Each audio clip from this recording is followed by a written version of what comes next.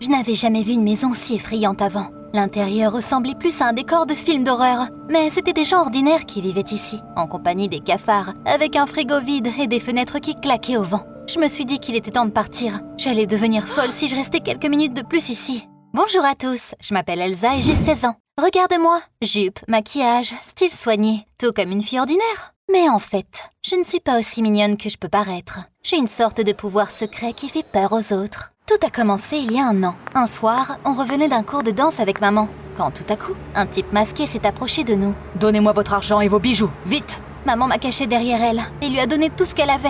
Un sac à main, des boucles d'oreilles, qui étaient dans sa famille depuis des générations, et une bague que papa lui a offerte peu de temps avant sa mort. Après ça, le voleur nous a laissés tranquilles et s'est enfui. On a mis beaucoup de temps à s'en remettre avec ma mère. Elsa, tu dois apprendre à te défendre. Et j'ai bien peur que la danse ne soit pas la meilleure des aides dans ce domaine. Donc j'ai arrêté la danse et j'ai rejoint la section karaté. Tu ne peux même pas t'imaginer à quel point c'était gênant pour moi au début. Il n'y avait pas une seule fille à part moi. Et tous les gars me regardaient avec de grands yeux. Mais au final, ils se sont assez rapidement habitués à moi. Et ils ont même commencé à admirer mes succès. J'étais assez forte en vrai. Au point où à peine un an plus tard, j'ai commencé à participer à des compétitions majeures. Il n'y avait qu'un seul problème.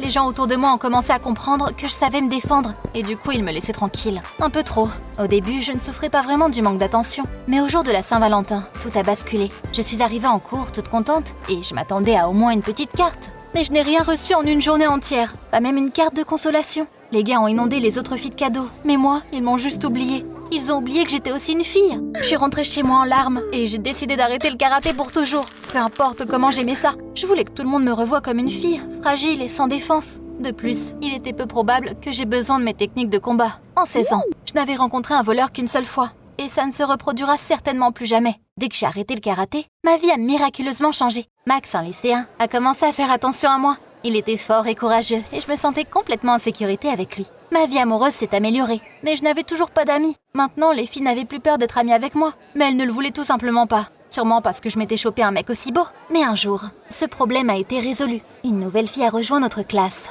Dès que cette fille qui s'appelait Judy est entrée dans la classe, elle est devenue la cible de moqueries. C'est quoi cette meuf? Elle est tellement fine, presque transparente. Regarde comme elle est pâle, elle pourrait mettre du fard à joues au moins. Judy avait vraiment l'air mal à l'aise. Un vieux pull, un sac en plastique au lieu d'un sac d'école normal, des baskets déchirées. Un coup d'œil suffisait pour comprendre qu'elle venait d'une famille très pauvre. Mais bien sûr, je n'ai laissé personne se moquer d'elle. Salut, je suis Elsa. Ne fais pas attention à eux. Viens t'asseoir avec moi. Mes camarades de classe se souvenaient encore trop clairement de mes succès en karaté. Donc, ils ont tout de suite arrêté de se moquer de Judy. Judy était maintenant sous ma protection. Et je n'ai pas regretté une seconde d'avoir pris sa défense à ce moment-là.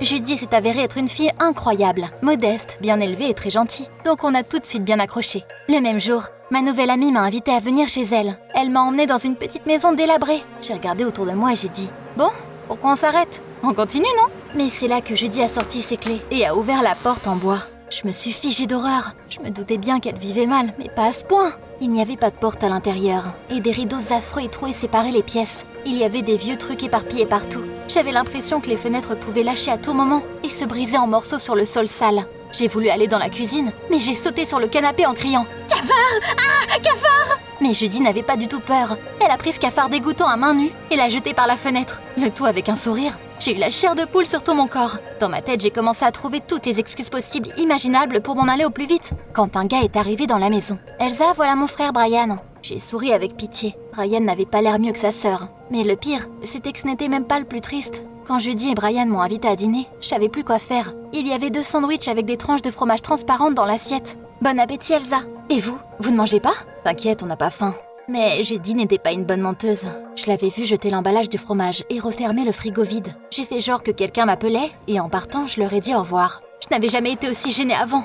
Je trouvais ça tellement injuste que ces personnes, qui étaient vraiment gentilles et sincères, vivent dans des conditions aussi inhumaines. Mais je me suis sentie encore plus triste pour Judy et son frère quand je suis rentrée à la maison. J'avais eu un somptueux dîner qui m'attendait. Ma mère avait préparé mon poisson préféré, des pâtes cuites et une salade aux fruits de mer. N'importe quel autre jour, j'aurais tout mangé en un rien de temps. Mais cette fois, j'ai juste imaginé Judy et Brian en train de manger leur sandwich tout fin et mon appétit a immédiatement disparu. J'ai mis la nourriture dans des petites boîtes et je les ai emmenées à l'école le lendemain matin pour les donner à Judy. Elle a tout englouti, m'a remercié 1000 fois, puis a fondu en larmes. Judy, qu'est-ce qu'il y a? Je t'ai offensée d'une manière ou d'une autre? Elsa, tu vois, nos parents boivent et disparaissent toujours quelque part. Et ils ne s'occupent pas du tout de nous. Donc chez nous, tu as vu toi-même, t'es la première personne à être aussi gentille avec moi. donc j'ai fondu en larmes. Mais c'est des larmes de bonheur. J'ai eu mon cœur qui s'est serré. Mais je me suis ressaisie et j'ai tout expliqué à Max. Ensemble, on a décidé de les aider de toutes les manières possibles. Donc Judy et Brian ont eu de nouveaux vêtements, des sacs pour l'école et même de l'argent de poche. Avec Max, on a partagé avec eux tout ce que nos parents nous donnaient. Mais j'avais toujours l'impression que c'était pas assez. Et un jour, j'ai invité Judy à venir chez moi pour le dîner. Waouh, t'as ta propre chambre, c'est tellement stylé. Puis la télé, elle est énorme, j'adore. Oh, du maquillage, c'est la première fois que j'en vois en vrai.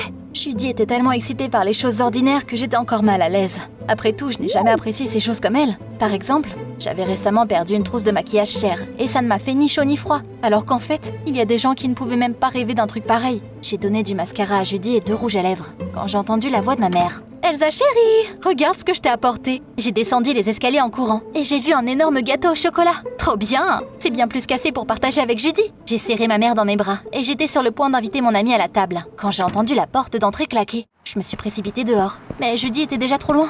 Et ce n'est que le lendemain matin que j'ai découvert pourquoi elle s'était enfuie. Je suis désolée, je t'ai vu toi et ta maman t'embrasser et ça m'a rendue triste. Enfin, tu sais comment sont mes parents. À ce moment-là, je me suis fait un plan dans ma tête. Mon anniversaire approchait et ma mère allait m'acheter un iPhone. Quand je suis rentrée des cours, je lui ai demandé une faveur, de me donner de l'argent cette année. Maman était très surprise, mais elle a accepté. Après tout, la parole de la fille d'anniversaire fait la loi. Elle m'a donc donné une belle somme. Tu ne devineras jamais où j'ai dépensé cet argent. T'as vraiment aucune idée? J'ai loué un appartement pour Judy et Brian. Petit, mais tellement confortable, pour qu'ils puissent vivre dans des conditions normales pendant au moins 1 mois. Quand j'ai donné les clés à mon amie, elle m'a presque étranglée avec un câlin. La journée a commencé de la meilleure des manières. Mais je ne pouvais même pas m'imaginer ce qui m'attendait après. Max a mis une petite boîte sur mon bureau. J'ai vite déballé le cadeau et j'ai vu un tout nouvel iPhone. Waouh! Comment il avait deviné? Pendant 1 mois, j'ai rayonné de bonheur et je n'ai pas pu me lasser de mon smartphone. Mais un jour, j'ai failli le perdre. Ce jour-là, j'ai soigneusement mis mon téléphone dans mon sac à main et je me suis dépêchée de rentrer chez moi. Max m'a dit qu'il voulait m'accompagner. Sur le chemin, on a bavardé joyeusement, de plein de trucs. Quand d'un coup, il y a eu un mec qui nous a bloqué la route. J'ai commencé à trembler incontrôlablement. Je me suis souvenue de la dernière fois que ça m'est arrivé, mais j'ai vite chassé ces mauvaises pensées. Après tout, Max était avec moi maintenant. L'étranger a attrapé mon sac à main d'un mouvement brusque et s'est mis à courir. Mon iPhone! J'ai regardé autour de moi, dans l'espoir de voir que Max s'était précipité après le voleur. Quand j'ai vu certainement le spectacle le plus ridicule de ma vie, mon crush, le gars le plus fort et le plus courageux de l'école, s'enfuyait en hurlant dans l'autre sens du criminel. Il n'y avait pas le temps de réfléchir. Je me suis mise à poursuivre le gars masqué. Mon cœur battait la chamade. Mais je ne pouvais tout simplement pas abandonner et me laisser voler une 2e fois. Des années de sport m'ont bien aidée. J'ai rattrapé ce salaud et je l'ai plaqué contre le sol d'un coup. Ça lui apprendra de s'attaquer aux filles. Maintenant, je vais le regarder droit dans les yeux. J'ai retiré le masque du gars et j'ai eu le souffle coupé. C'était Brian, le frère de Judy. C'était peut-être une sorte de blague super nulle.